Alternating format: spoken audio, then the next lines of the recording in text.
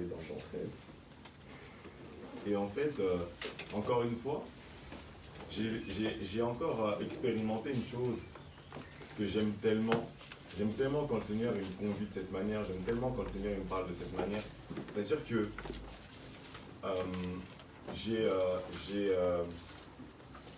j'ai lu dans Jean 13 quelque chose que j'avais déjà lu. Je me rappelle, je sais que j'ai lu le livre de Jean dans son entièreté, donc forcément je l'avais déjà lu. Mais franchement, à part l'histoire que je connaissais, j'avais l'impression que c'était la première fois que je le lisais. Donc on va aller dans Jean chapitre 13, pardon, à partir du verset 1. Je vais aller lire dans ma version de la BJC. Et je vais juste prier pour demander au Seigneur qu'il me permette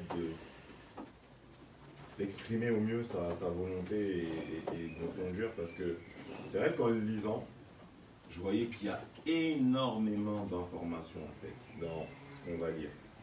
Et c'est vrai que c'est des choses que j'aime, c'est le genre de passage que j'aime plus en enseignement, dans des petits groupes, pour pouvoir vraiment aller dans la profondeur des choses.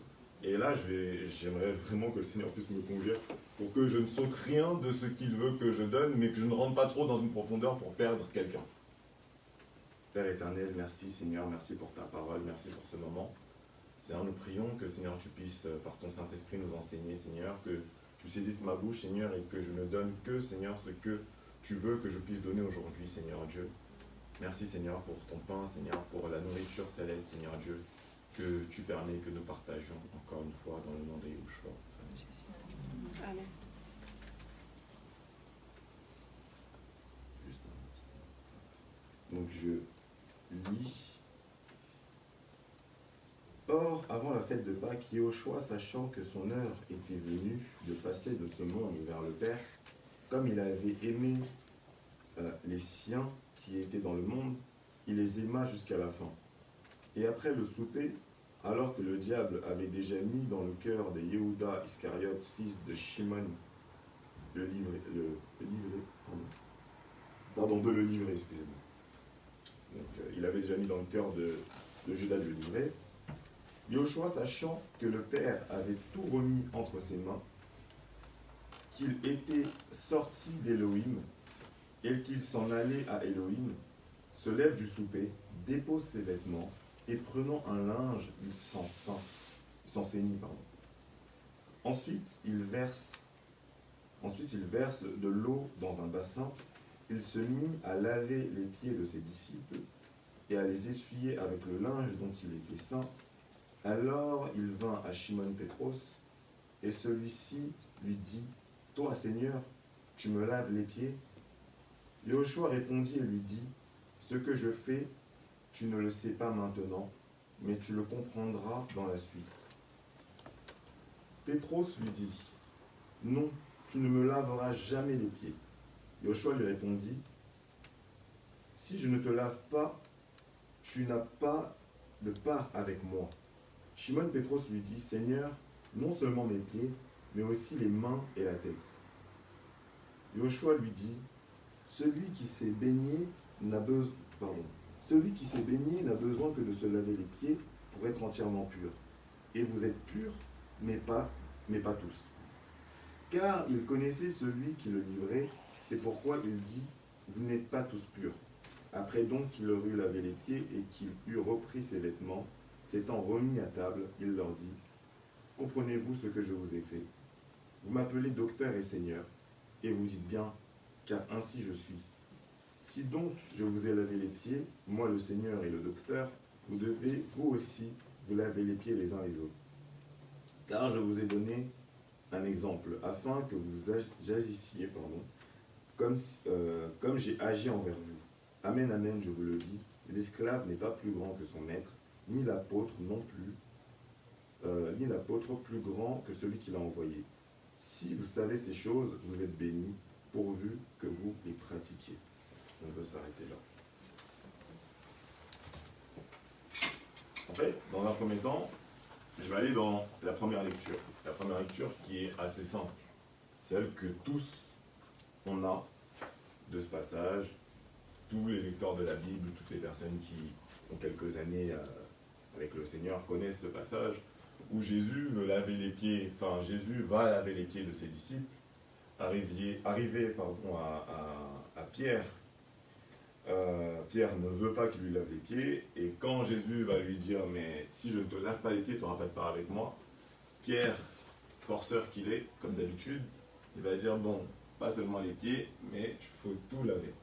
Voilà. Et Jésus, là je suis en train de résumer, et c'est vraiment la première lecture. Très souvent, on va s'arrêter à là, on va parler de l'humilité de Jésus, comme quoi, voilà, il a lavé les pieds, vraiment, ah non, ce Jésus, quelle humilité, et on doit faire de même les uns et les autres, c'est un signe pour nous, etc. C'est ce qui est écrit, et c'est vrai. Mais, en fait, j'aimerais qu'on aille un peu plus loin dans cela, et mettre un peu de contexte. C'est-à-dire que le passage, il nous donne tout le contexte. Hein. C'est pour ça qu'il est très précis. Et quand je dis que je n'avais pas... c'est comme si je ne l'avais jamais lu avant, parce que peut-être qu'à l'époque où j'avais lu, je ne faisais pas attention à tout ce contexte, à tout ce qu'il y avait et toute la précision qu'il pouvait avoir dans ce passage. En fait, dans le passage, on va nous donner le contexte au niveau du temps. À quel moment on se situe. Et on se situe juste, on se situe le jour de la Pâque. On se situe le jour de la Pâque et on est très peu de temps en fait avant la passion du Christ en fait. Parce que là, on nous donne les détails comme quoi, carrément, on nous donne tellement les détails dans le temps qu'on nous dit que Satan est déjà rentré dans Judas à ce moment-là. C'est-à-dire déjà, on peut savoir dans le temps, dans le repas où on est. Parce qu'il y a d'autres évangiles qui nous parlent du début du repas, etc. etc. Et on nous parle de quand. Déjà, c'était la semaine dernière que Béné en parlait, si je ne me trompe pas.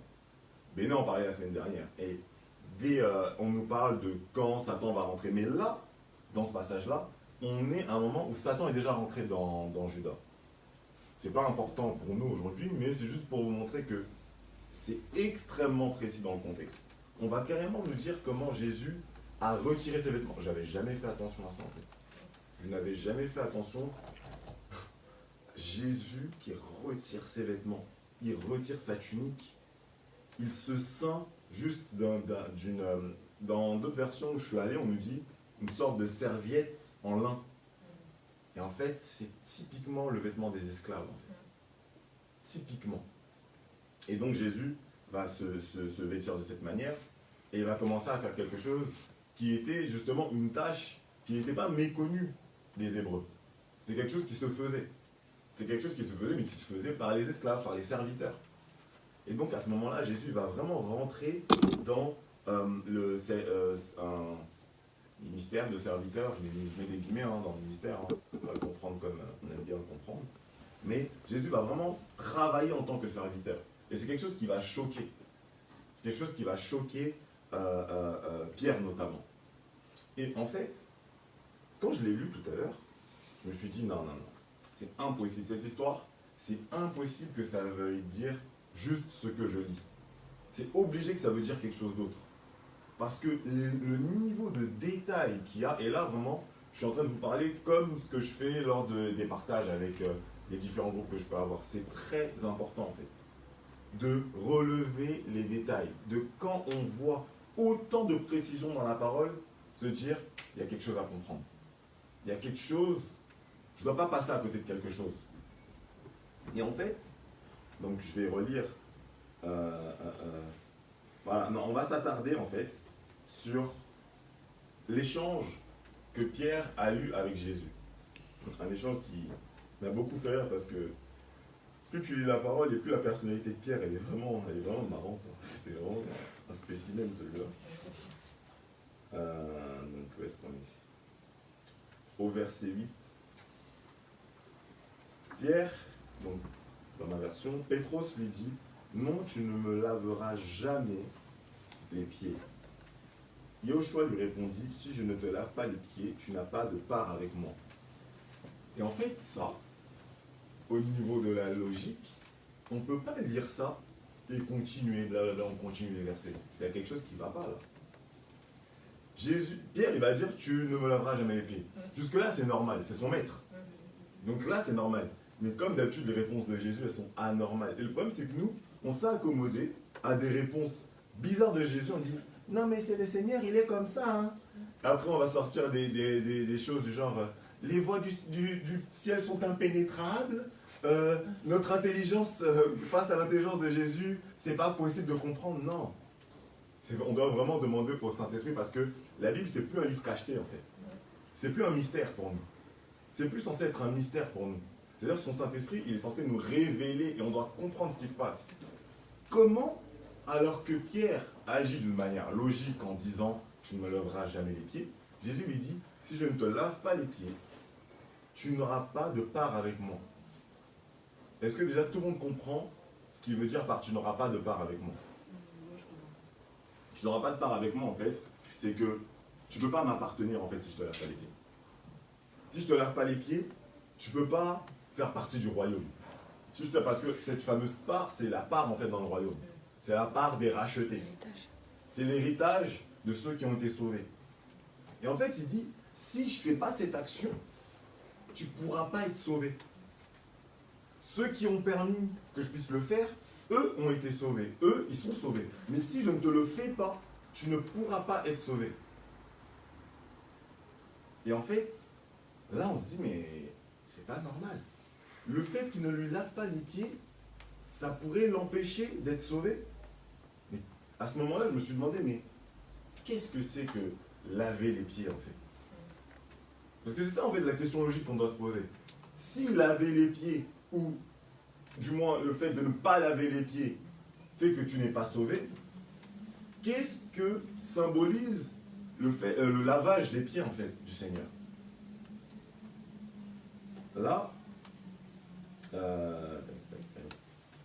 j'ai continué dans le texte. Je me mets dessus. Là, j'ai continué dans le texte.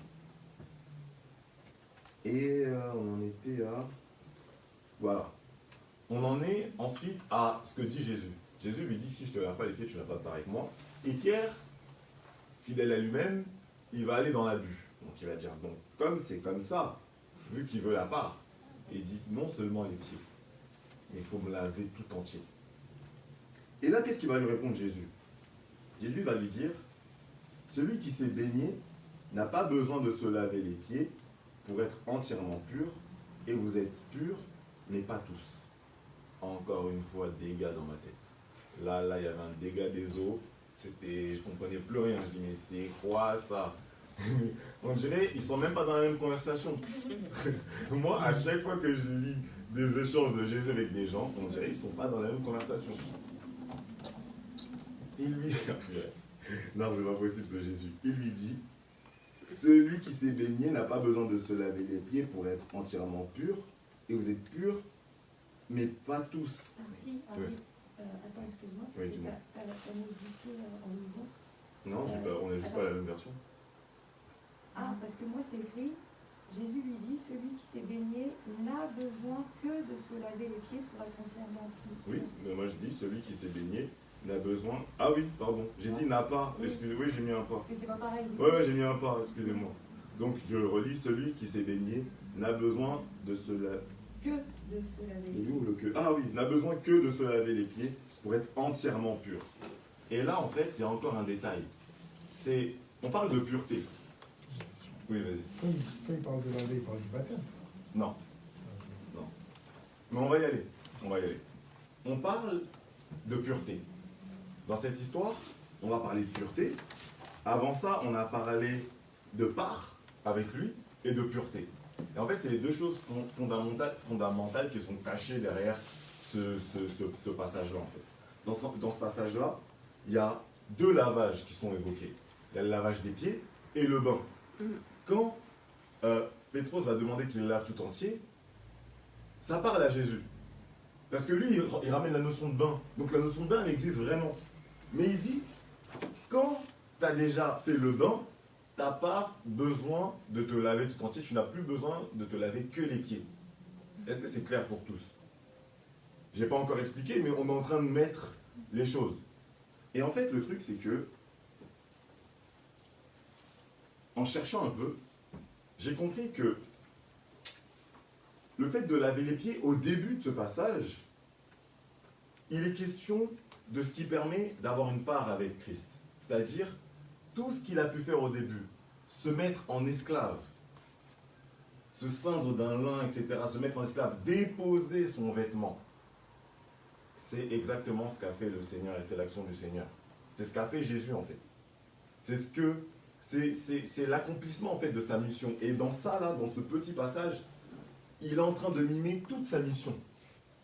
Il enlève son vêtement, il le dépose, il prend un lin, il se ceint de ce lin, c'est-à-dire qu'il s'attache maintenant avec quelque chose, et quelque chose qui représente le serviteur et l'esclave.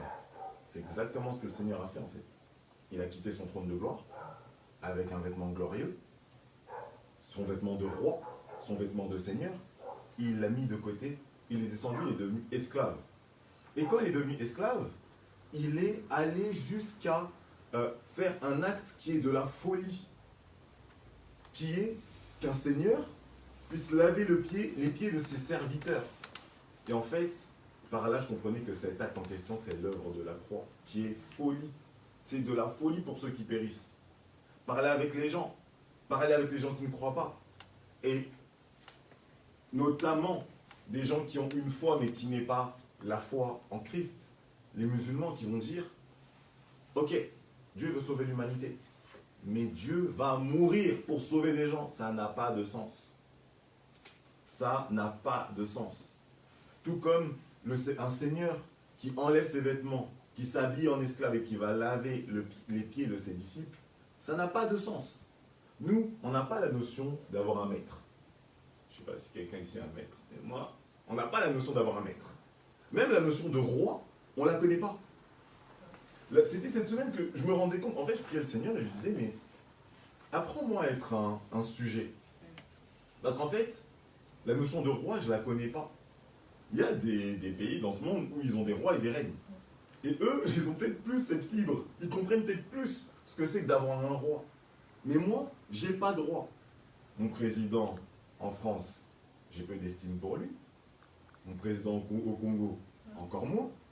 Donc, je ne sais pas ce que c'est que de respecter une autorité présidentielle. C'est-à-dire, je ne vais pas l'insulter, mais au vu de ce que font les rois de cette terre et les rois de ce monde, j'ai pas ce truc-là d'avoir un roi. Parce que les rois, on se courbe devant eux et on ne pourrait jamais imaginer, pour ceux qui savent ce que c'est, pour ceux de l'époque qui avaient des rois et des seigneurs, qu'un roi vienne et lave leurs pieds. C'est-à-dire ce qui s'est passé pour les apôtres, c'était dingue, c'était fou. Et la réaction de Pierre, elle est normale. Bah, c'est exactement ça en fait. Quand je dis que l'œuvre de la croix, c'est de la folie. C'est impossible. Quand des gens essaient de réfléchir d'une manière normale, ils se disent « Dieu ne peut pas ». Et déjà, cette phrase, à partir de ce moment-là, elle n'a pas de sens. Dieu ne peut pas, ça n'a pas de sens. Dieu peut tout. Mais les gens disent, alors qu'ils disent qu'ils croient en Dieu, ils disent « Dieu ne peut pas descendre. Dieu ne peut pas devenir un être humain. » Et en fait, c'est ça. Un maître ne peut pas devenir un esclave. Parce que Jésus, à la fin, il va dire, l'esclave, il n'est pas plus grand que le maître. Donc, en fait, Jésus, il reconnaît que cette logique-là, elle est réelle. Mais lui, il est allé au-delà de cette logique. Et, en fait, j'ai parlé de ce premier acte, qui est de se vêtir de cette manière-là, d'aller laver les pieds, etc. Et ensuite, on a un deuxième acte qui est décrit, qui est le bain.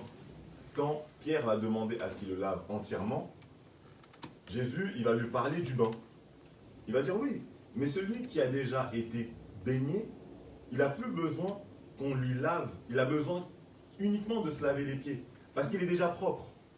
Et en fait, là, on rentre dans, une fois que l'œuvre de la croix, elle est passée, une fois que l'œuvre de la croix, elle nous a justifiés, elle nous a purifiés, et bien en fait, ce lavage des pieds prend une deuxième, signification.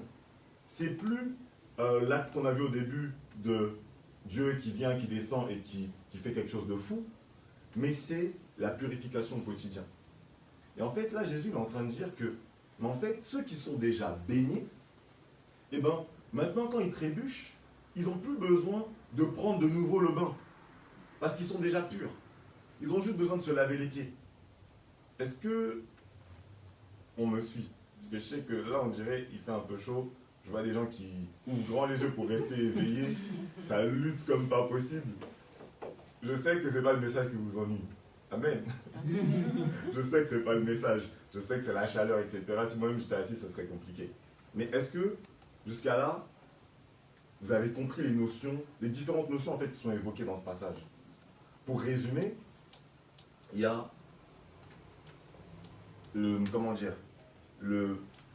geste ou l'action que va faire le Seigneur au début, au tout début, c'est-à-dire de retirer son vêtement, s'habiller, se mettre en esclave et laver les pieds, c'est-à-dire quelque chose de fou. Donc faire quelque chose qui est complètement fou du début jusqu'à la fin.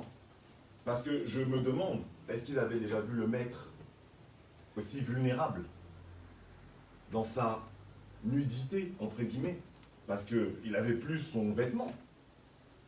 Il avait retiré ce vêtement. Et c'est vraiment ce qu'a fait Dieu en retirant sa gloire. Et c'est pour ça que les gens ils disent, et notamment nos amis les musulmans, ils vont dire, c'est impossible. Mais ils nous disent carrément, vous ne respectez pas Dieu. Dieu ne peut pas devenir un homme. Parce qu'on sait comment l'homme il est sale. On sait comment l'homme il est sale. Et moi, on sait comment les pieds c'est sale. Il y a des gens même qui ont des phobies des pieds. Des phobies des orteils. Là bientôt il va faire chaud. Même dans la rue, ils ne vont pas regarder par terre. On sait comment. En plus à cette époque, ils étaient en sandales. Ils marchaient dans la poussière. Et les pieds sales. Voilà, ils savaient ce que c'était que les pieds sales. Jésus, quand il va pour faire cette action, c'est pas sans connaissance de cause. Il va aller sur des pieds de pêcheurs. On ne sait pas s'ils ont eu des ongles incarnés, sont cognés dans les rochers quand ils pêchaient. On ne sait pas. On ne sait pas. Mais c'est quelque chose qui est considéré comme folle, comme sale. Mais Dieu l'a fait. Là, en fait, pourquoi j'en parle? J'en parle pour que on puisse, avec cette nouvelle image, avoir conscience de l'œuvre qu'a fait le Seigneur. Parce que l'œuvre qu'a fait le Seigneur, ça ressemble à ça, en fait. Pour vous donner encore une image, ça ressemble à Emmanuel Macron, qui vient, qui enlève ses costumes 3 pièces, là, bien cintrés, etc. Il les dépose, il se met avec un petit short, comme un esclave, et il vient et il te lave les pieds. C'est dingue. Et franchement, bon, je pense qu'on sera tous gênés avec ça. On va dire, non, lève-toi, pardon, levez-vous, monsieur. Pourquoi vous faites ça? Mais c'est ce que Dieu a fait. Là, dans ce passage, le Seigneur est en train de nous montrer, voici l'image de ce que moi j'ai fait. Et c'est vraiment ça que je veux encore rajouter dans... Je sais que tous, on a une image. On a une image dans notre tête de, waouh, voilà ce que Dieu a fait. C'est ce qui fait que quand tu pries, ben, tu penses à ça. C'est ce qui fait que quand on chante l'œuvre de la croix, on pense à ça. C'est ce qui fait que quand on dit non, il m'a sauvé, on pense à ça. Et bien voici encore une image que je viens de rajouter dans votre galerie d'images. Il y a ça en fait. Il y a le fait que Dieu s'est mis à nu. À nu. Et en fait, même ce qu'il a fait là, bah, il va le refaire en fait, parce que quand il est sur la croix, il est nu. C'est dingue. C'est dingue le niveau d'amour. Le niveau d'amour. Le fait de se montrer dans une vulnérabilité. Oula. Vous avez compris? C'est dingue de montrer ce qui est caché. Ce qui est caché. Ils ont vécu 3 ans avec lui, mais je doute fortement qu'il l'avait vu dans ce vêtement. Quand je dis dans ce vêtement, c'est-à-dire dans son plus simple appareil. J'en doute. J'en doute. Mais le Seigneur, pour leur montrer, parce qu'on est le jour de la Pâque, il dit à Pierre, pour l'instant tu ne comprends pas. Mais un jour tu comprendras. Mais vous croyez que pour l'instant tu ne comprends pas, un jour tu comprendras, c'est le fait que je vous lave les pieds, lavez-vous aussi les pieds les uns. Vous croyez que c'est ça? C'est pas ça. Vous croyez que Pierre il était si peu instruit au point de ne pas comprendre ce qui se passe? Il suffit d'avoir un cerveau pour voir qu'on m'a lavé les pieds, on m'a dit de laver les pieds des autres. C'est pas de ça dont Jésus parle à ce moment-là. Il parle de ce qui est réellement en train de se passer, spirituellement, de ce qu'il est en train de montrer. Ça, c'est la première partie.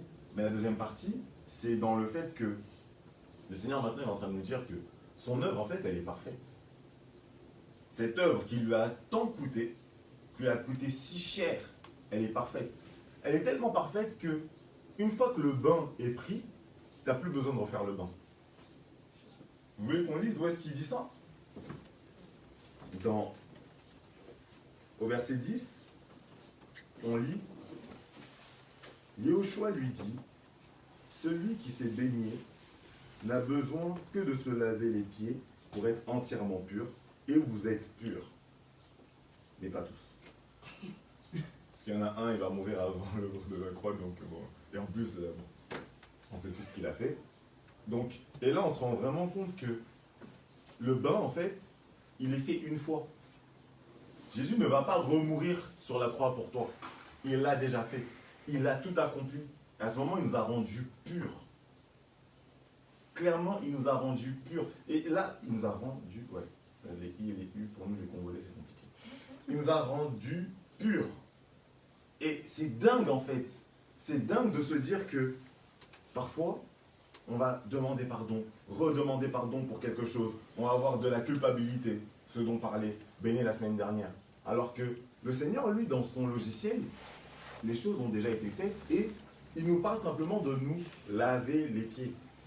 Lorsque, dans notre marche, en fait, vu qu'on tombe d'une manière ou d'une autre, vu que, on n'est pas encore parfait, vu qu'on tend vers la perfection de notre marche, mais on ne l'est pas encore, eh bien, forcément, on va légèrement se souiller au niveau des pieds. Et pour cela, un lavage suffit. Pas le bain, un lavage suffit. Et ça, c'est tout ce qui est lavage, etc. En fait, on voit vraiment le fait du pardon. Le pardon. Il y a eu le grand pardon de Dieu et il y a les pardons quotidiens qu'il nous accorde. Parce qu'il... Et là, c'est bien la preuve que le Seigneur le savait. Le Seigneur savait qu'on aurait besoin d'un lavage des pieds quotidien. Il le savait. C'était dans son plan. Il n'y a rien qui lui échappe. Il n'y a rien qui lui échappe. Parce que parfois, nous, quand on va broncher, alors qu'on lit, on bronche tous d'une manière ou d'une autre, etc., et on aura vraiment du mal avec ça. On aura du mal à aller auprès de lui pour être lavé de nouveau au niveau des pieds. Et pourtant, c'est dans le plan. Ça fait partie du plan. C'est pas hors plan, ça fait partie du plan. Le Seigneur a permis les choses de cette manière. Il savait donc qu'on broncherait. Mais l'action de la croix, elle est faite, elle nous a rendus purs. Et on doit marcher en sachant que l'on est pur. Et que ce qui peut advenir dans notre marche, ça n'enlève pas la pureté en fait. Là, Jésus le dit bien. Le fait de salir les pieds, en fait, c'est pas ça qui fait que tu dois de nouveau te baigner. C'est vraiment ça. Et oui, je peux peut-être rejoindre ta question. C'est pour ça que tout à l'heure, j'ai dit non par rapport au bain. Parce que c'est plus l'œuvre de la croix faite qui nous rend purs. Mais après, c'est aussi vrai dans le sens où il n'y a pas besoin de se baptiser une deuxième fois quand tu es baptisé. Oui. En fait, c'était soit ça m'a fait penser au baptême, ça m'a fait penser au bain de purification qu'il faisait avant. Exactement. Exactement. Et en en parlant, je me rendais vraiment compte aussi de ça, dans le sens où on se rend compte, j'en parlais avec le groupe de partage cette semaine, où je leur disais que les gens qui vont appeler Israël le peuple élu, ils ne se rendent pas compte. Et vous voyez, il y a une certaine haine parfois de certains, ou même des questionnements. Des gens qui vont dire, ouais, mais comment ça, Israël le peuple élu, le peuple élu par qui, nous on n'était pas là, pourquoi, une préférence. Mais en fait, les gens ils ne comprennent pas que Israël n'a été élu que pour vivre des choses en avance pour être l'ombre. C'est tout. C'est pas une préférence. Il fallait juste qu'il y ait des gens qui puissent montrer le plan de Dieu qui, à ce moment-là, est encore mystérieux et ensuite dévoilé. C'est juste ça. Parce que quand on va parler du grand pardon, Yom Kippour, ça représente exactement ce grand pardon que le Seigneur y fait et c'est fini. Mais pourtant, est-ce que durant l'année, ils ne vont pas demander pardon avec des sacrifices à Dieu durant toute l'année? Et c'est exactement ça en fait. Les différents bains de purification. ils ont lieu constamment. Et c'est vraiment ça en fait. C'est juste ça que la parole elle nous montrait dans l'Ancienne Alliance. C'est que oui, il y a un grand bain, un grand pardon qui efface notre dette et qui nous rend purs. Et il y a les petites purifications du quotidien dont on a besoin. Et on va aller sur d'autres passages pour s'appuyer, pour voir. Pour le lavage quotidien, on va aller dans 1 Jean.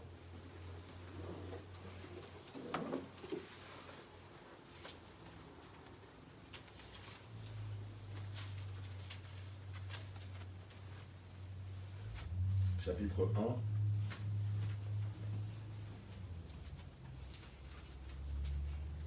À partir du verset 8.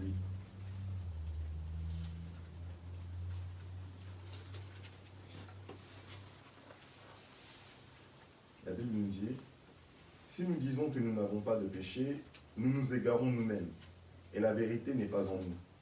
Si nous confessons nos péchés, il est fidèle et juste pour nous les remettre et pour nous purifier de toute injustice.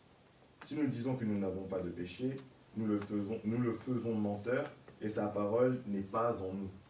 Et là, ce passage, il prend énormément de sens encore une fois. Regardez. Dans le moment, on va nous dire que si on dit qu'on n'a pas de péché, donc si quelqu'un considère qu'il ne pêche plus, il ment. Il se ment à lui-même. Il se ment à lui-même et il s'égare. Le verset 9, il va nous dire que si on confesse nos péchés, il est juste pour nous les remettre ou pour nous les pardonner, selon les versions, et pour nous purifier. On parlait de la purification.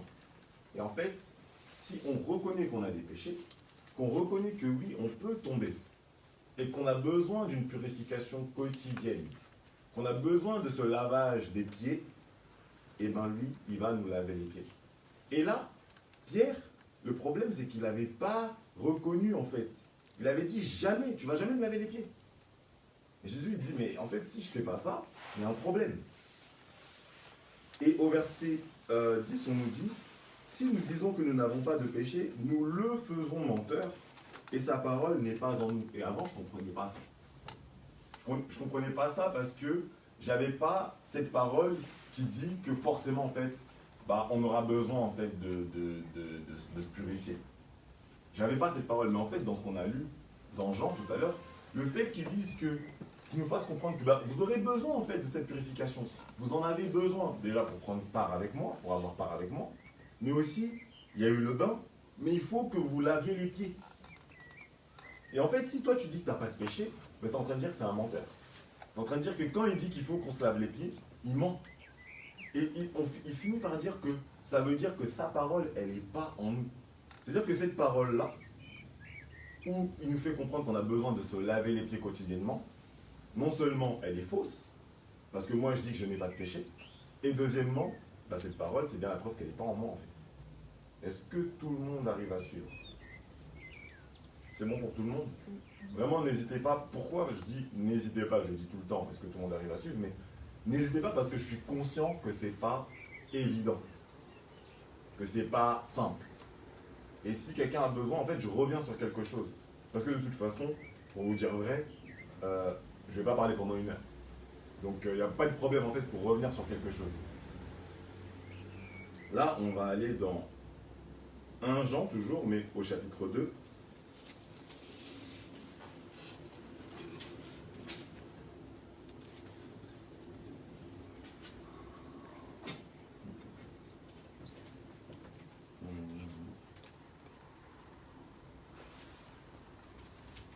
Qui va juste venir confirmer que c'est vraiment quelque chose qui est dans le plan de Dieu et qui a toujours été dans le plan de Dieu.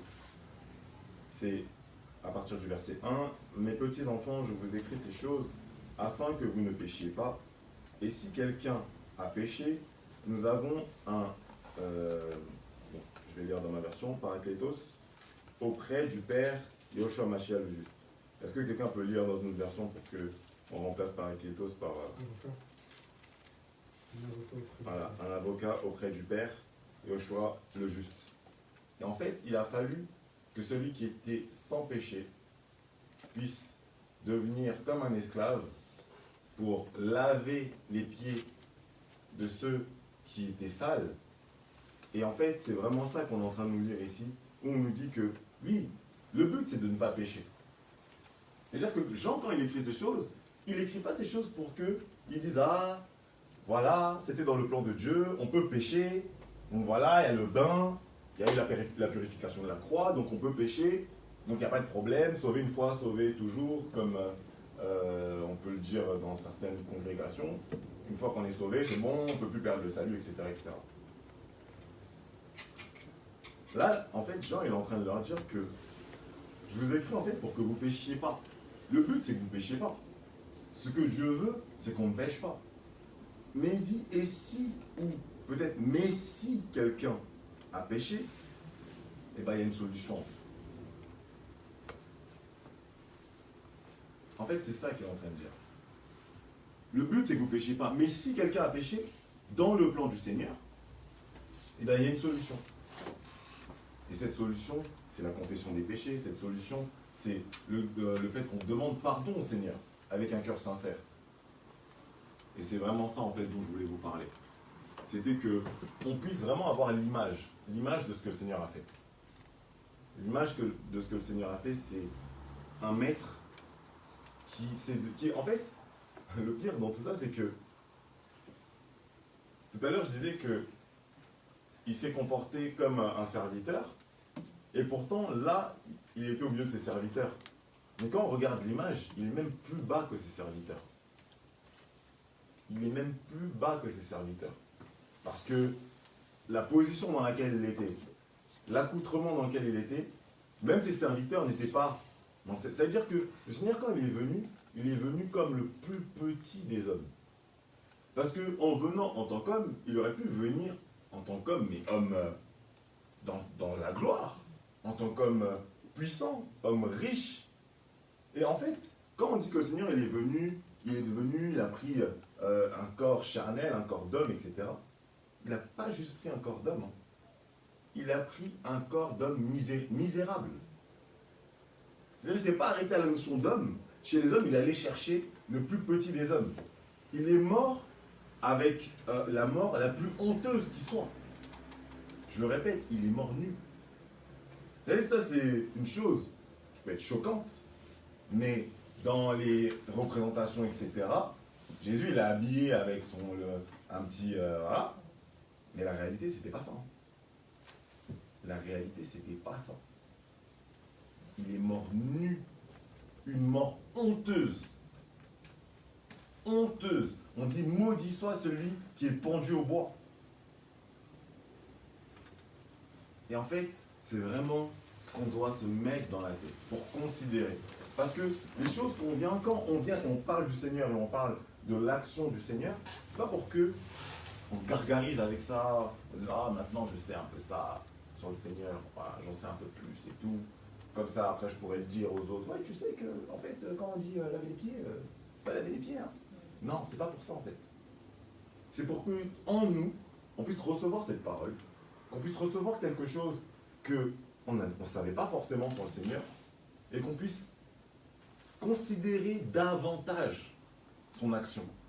En fait, tout au long de notre vie, le Seigneur il ne fera que nous faire comprendre encore plus son action pour qu'on la considère davantage. Et quand tu considères davantage son action, eh ben, tu ne veux plus pécher. Et c'est ça en fait, le but du Seigneur à la fin. Quand tu considères davantage son action et tu vois ce qu'il a fait, tu dis non, je vais céder à ce péché alors qu'il a fait ça pour moi. Parce que c'est vrai, hein, quand on dit ouais, je vais céder à ce péché parce qu'il est mort à la croix pour moi, oui, ok, oui, on le dit, et ça peut suffire. C'est censé suffire. Mais quand le Seigneur il nous montre encore, ok, il y a cette image de mort à la croix, je vais te montrer une autre facette de ce que j'ai fait en fait. Je vais te montrer au-delà du fait d'être mort à la croix, on est devenu insensible à ça en fait. On l'a beaucoup entendu. Jésus il est mort à la croix pour nous, il est mort à la croix pour nous. Il y a des gens, carrément des récitations, ils disent oui, mort en croix pour nous. Là. On ne considère plus en fait mort à la croix. On ne considère même plus qu'il est mort à la croix pour nous. Parce que qui déjà parmi nous, très peu ont déjà vu un mort, très peu ont déjà vu quelqu'un mourir.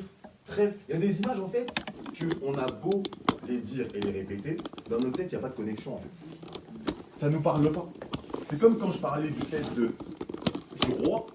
Dans ma tête, un roi, j'ai pas de connexion d'un roi. J'ai pas de connexion de ce que c'est vraiment un roi. J'ai jamais vu un roi. J'ai pas de roi. Et comme j'ai dit, même les présidents qui seraient... voilà quoi, vous avez vu ce qui sont nos présidents. Donc, il y a des connexions qu'on ne fait même pas en fait en nous. Et le Seigneur, en fait, il veut qu'on fasse une connexion avec quelque chose qu'on peut tous plus ou moins comprendre. Un chef suprême. Et il dit, vous m'appelez Rabbi, et vous avez raison. C'est-à-dire, il confirme ce que vous pensez. Ce que vous pensez, c'est vrai. Ce que je viens de faire, ça n'annule pas ce que vous pensez que je suis Rabbi. Je suis Rabbi. Je suis Seigneur, je suis un maître. Ah, purée, Seigneur, la prestance, comme il faut le dire, hein, je suis un maître.